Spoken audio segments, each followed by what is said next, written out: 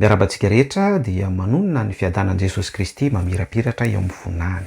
Ho antsika mpanaraka ny pejy. Iresaka kely sika momba ny zavatra niseho teny amin'ny rovana Ambohimanga, le tsinona izany fa ilay séance na délivrance nataon'ny tobi-pifoazana teny an-toerana sy ny manodidina niarahany tamin'ny artista sy ny pastora tahaka ny hoe Christophe Ratrema, ny mpira Rapilazantsara, ny Korahita, ny mpira Rapilazantsara hafa ihany koa, ary ny olo-manan-kaja vitsivitsy araky ny fanambarana nataon'izy ireo tao amin'ny murany zareo.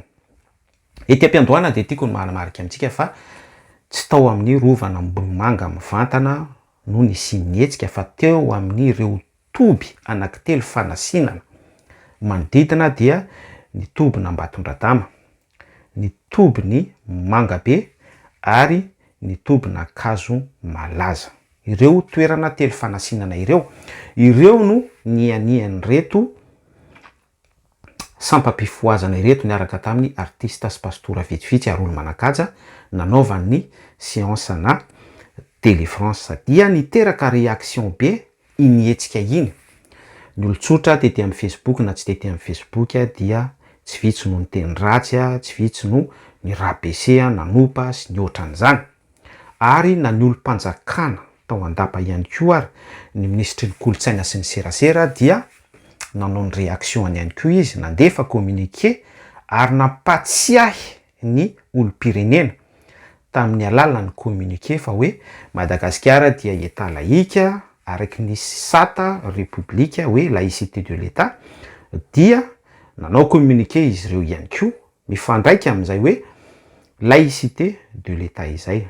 Dia nisy ihany koa ny réaction tamin'ny député ohatran'ny hoe Rirosy, de ny tenin'ny Rosy hoe manota fady, fiantsina, mamingavinga sy ny ohatran'izany. Fa izay no tiako hitondrana fanazavana kely vetivety hoe ilay manota fady sy mamingavinga dia tsara fatatsika fa izy ireo dia tsy nanimpenakisoa teny akory, na hoe nanao vetaveta teny ny lasy ny vavy, nanao maloto, ny saccagé ny altara, nandrava ny tepoly, nandakandaka n'izay zavatra hasian'ny olona teny zany hoe nandoto.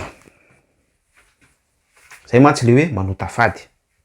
Ohatran'le tany Mananjary tadidinareo ilay tranga tena Mananjary tany amin'ny sud-est, nisy vehivavy mpivavaka anankiray tamin'ny antoko-pinoana anankiray mety ho an-tanipo izy, dia namaky an'ilay ladoany de nanimpenakisoa tao, zay le manota fady zay, de niara ny fitsaram-bahoaka izy. Fa ilay hetsika teny Ambohimanga tsara tsindrina sy voray antsika izay dia tsy fanotana fady fa séance na délivrance na iren'le antsoin'ny mpiandro hoe asa-panompona ao anatin'ny asa-panompona amin'ny maha religieux azy ireo, ao anatin'ny institution religieuse izay no nataon'izy ireo. Ny institution religieuse isan-karazany de manana an'izay fomba fiasana izay amin'ny fanalan'ny devoly. De izay no hetsika no entin'izy ireo nivoaka tao am-piangonana, nivoaka tao amin'ny toby mpifoazana de nentin'izy ireo teny ivelan'ny toby, nentin'ny nianika ny rovana Ambohimanga ilay toby anankitelo no resahantsika teo. Fa ny tena important tiako hitondrana message amintsika de hoe avy amin'ny Andriamanitra ve irenetsika ireny. Zava-dehibe zay, tena zava-dehibe izay, misadrese amintsika mpino rehetra. Isika rehefa manao zavatra, rehefa mihetsika, surtout anao asana délivrance, hianika ladoany tahaka ireny, satria aza atao tsinotsinona fa aoko voaray anao ity zavatra laziko ity hoe ny ladoany sy ny toerana tahaka ireny ny devoly mitoetra amin'ireny ladoany ireny dia devoly légiona miendrika principauté fanjakana, izany hoe tsy le devoly fifohana zigara sy devoly mpanolana, devoly le mampinjitrindritra olona fotsiny tsotra zany, fa tena endrika fanjakana mihitsy, zany hoe amanjatonjatony, fanana mpanjaka be da be, fanan'ny olo-maty be da be no mivondrona sy mitambatra, de ireny no mamangy olona sy hasinina eny amin'ireny toerana ireny ka matanjaka be izay esprit zay, ary izay no nahatonga na nanontany hoe tena avy amin'Andriamanitra ve ireny hetsika ireny. Important be zay satria ny zavatra misy mantsy ny zavatra fantatsika tena ankamaroany mpino am'izao dia mandeha amin'ny tontolon'ny fihetsem-po émotion. Zany hoe manao fivorim-bavaka ao am-piangonanao de mifanentanao de mirehatra ilay hafanam-po, ilay zelona tsy avy amin'Andriamanitra fa noho ilay fanentanana, noho ilay firaisan-kina dia mitsiry ny hevitra hoe andeaontsika hianika ladoany ka izay zavatra izay dia danger be mihitsy satria raha izay le izy dia avy amin'olombelona, avy amin'ny fisainako. Ary zay le hoe avy amin'olombelona sy avy amin'ny fisainako zay de mazava ho azy fa mianjahanja exposé ny olona rehetra acteur nandray anjara tamin'ny hetsika iny fianiana ladoany sous forme hoe séance de délivrance nataondry zareo teny amin'ny ladoany Ambohimanga iny. Ary ny conséquence aterak'izay ho an'ilay olona izay nametraka ny tongony teny satria du moment izy hoe nametraka ny tongony teny dia tsy maintsy misy esprit mihôdihôdy aminy manaraka azy, manarona azy, mety hamangy azy amin'ny alina sy ny sisa be da be par expérience zany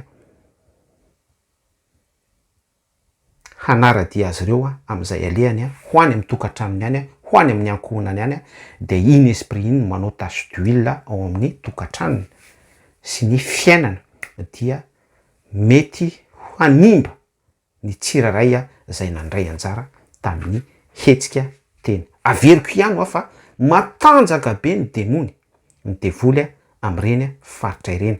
Tsy hoe midera devolitsika raha miteny an'izany fa par expérience. Ka eo indrindra no ampitako message amintsika hoe raha tsy avy amin'Andriamanitra ilay hetsika dia mila manao travail be mihitsy ny olona rehetra izay nandeha ny hianika ladoany teny Ambohimanga. Mila manao travail be izany hoe miverina mitady ny tavan'Andriamanitra mihitsy, mitalao amin'Andriamanitra mihitsy hoe tompo izahay de nandeha tamin'ny fihetsem-po, izahay de nandeha tamin'ny fisainanay, izahay dia tsy niheno akory ny taridalanao sy ny sorodalanao, volonté anao, tsy nibitsika taminay akory ianao fa izay no nanapa-kevitra. Ary nandeha nanao séance na délivrance noho ny fihetsem-po, hafanam-po tato anatinay fa tsy noho ny feonao dia tononao anatin'izany ny protection ho an'ny tena, ny fiarovana, ny fifonana izay rehetra afaka atao tsy maninona mihitsy batisa, mandro, fidiovana, zava-dehibe zany, détail zany zaraiko amintsika izany par expérience ho an'ny tena aloha, ho an'ny zanaka, ny vady aman-janaka, ny ankohonana ary somary maharitra araky ny fahatsapana ao anaty ny tsiraray no mitsapan'izay araka ny fifandraisany amin'Andriamanitra tsy maintsy ataon'izay sinon misy fahazimbana sy fahampitehana petit à petit en possession lente hanapaka eo amin'ilay ankohonana izay ilay resaka ozina. Fanampin'izay hoe avy amin'Andriamanitra ve reny hetsika ireny sa tsy avy amin'Andriamanitra? Raha ohatra isika hijery hetsika hoe avy amin'Andriamanitra dia mazava be ny baiboly vakio ny mpanjaka voalohany toko 7 Eli mpaminany nanoloana ny mosary tany amin'ny faritry Samaria à l'époque hoe fanjakany Jezebela sy ilay faux prophète sy ny faux prophète niaraka taminy Ahaba mpanjaka de raha vao mamaky an'ilay toko sy andininy fotsiny tsika mamaky an'ilay chapitre de vao manomboka mamaky sika de hoe lay ordination napetrak'Andriamanitra tamin'ny Eli mpaminany hoe mandehana mihaona amin'ny Ahaba mpanjaka ianao fa izay le hoe mandehana mihaona amin'ny Ahaba mpanjaka izay ianao dia miendrika autorité, miendrika mifono fanomezan-dalana avy amin'Andriamanitra tsoa ho an'ny Eli mpaminany. Izay de midika fa Andriamanitra no micontrôler ny mission an'ny Eli de A à Z ary ny arahantsika nahita raha azonao ilay chapitre raha vakinao tsara ilay tantara de hatramin'ny vato-tromby anjaran'ny mpaminany Bala izay hodorana ny vato-tromby izay anjarany Eli mpaminany ny altara ny vato manodidina, ny rano izay natondraka ny fanatitra Eli-paminany, atraminy hoe ny tanany Jehova nandoro ny fanatitra lena fa tsy maina. Ilazana amintsika fa hoe micontrôle ny situation de A à Z Andriamanitra tsy to, satria misy ordre sy mission zay lay tiako ampitaina amintsika nomen'Andriamanitra tsy to any Eli-paminany. Ary mazava ho azy ny fiafaran'ny tantara dia no an'ny alika ny fatiny Jezebela mpaminany ary ihany koa zay le hoe Yahweh Elohim micontrôle ny situation rehetra, ny tanan'Andriamanitra tsy to ny endrika rahona, ny tonga ny ranonorana, ny fitoran'ny vahoaka, ny mpaminan'ny bala, faux prophète, Andriamanitra tsy to no migérer ny situation rehetra. De ambadik'izay mbola misy détail lalina be côté spirituel ny amin'ny vision tian'Andriamanitra hapetraka ny amin'ny vahoaka Eli-paminany, ny famarinana tian'Andriamanitra nasongadina tamin'ny alalan'ny chapitre. Atreo dia ho Yahweh mampiseho, mampiaina expérience atsika foana ny zavatra misy ety amin'ity zao tontolo zao ity, fa izay expérience sy fiainana ny andrana ety amin'ity zao tontolo zao ity izay ho atsika pino dia tokony mitoetra amin'ny fahendren'ny Baiboly foana isika. Endre tahaka ny menarana, mora tahaka ny voromailala. Misy lesona lehibe ao anatin'izany. Aza mihetsiketsika eto an-tanàna aloha mandra-panafinanareo ery avy any amin'ny avo. Afatra Jesosy Kristy tamin'ny apôstôly mpianatra izay. Ary ny ampahirezako atsika kosa dia raha avy amin'Andriamanitra inetsika iny. Izay hoe avy amin'Andriamanitra inetsika iny tsy izany mamantatra izay, fa ianareo zay nianika tena araky ny relation anareo amin'ny Jesosy Kristy no mamaly an'izay any amponareo tsiraray avy any. Raha avy amin'Andriamanitra inetsika iny iza moa no atohatra atsika. Raha Jehova no momba atsika, iza no matohatra atsika. Zany hoe ninina communiqué, ninina vavana député, ninina fandrabiraben'ny olona ety amin'ny Facebook sy ny sisa rehetra, de ho ia hoe momba anareo Andriamanitra.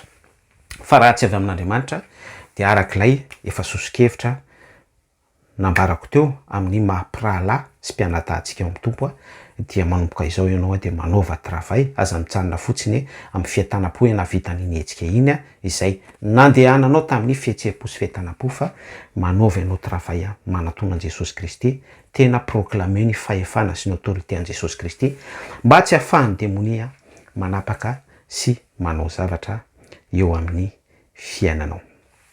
Averiko ihany hoe endre tahaka ny menarana, mora tahaka ny voromalala. Isika tsy mitolona amin'ny famandrà, fa ny atsika dia ennemi invisible.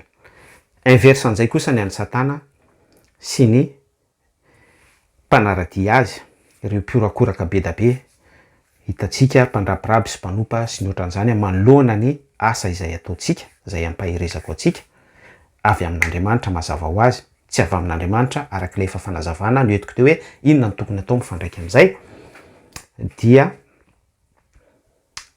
tsotra ny entiko mamarana azy hoe mahireza amin'ny asa fanompoantsika an'Andriamanitra sy ny fanomezantsika voninahitra an'Andriamanitra. Mirary soanao mirary soantsika rehetra, tianao Jesosy. Veloma tompoko.